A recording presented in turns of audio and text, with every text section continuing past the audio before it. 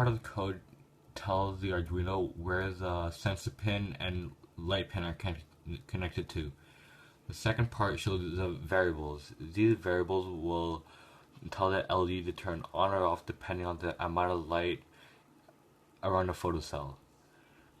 In void setup will tell the photocell to send information to the computer. Line 21 says the sensor value will read off the information given from the sensor pin.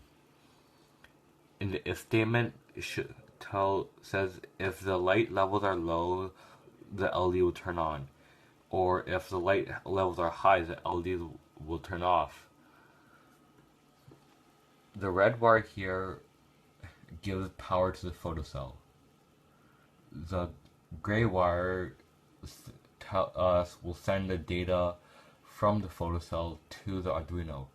The black wire will ground the LED, and the blue wire here will tell the LED to turn on or off. The resistors are here to make sure the LED doesn't blow out.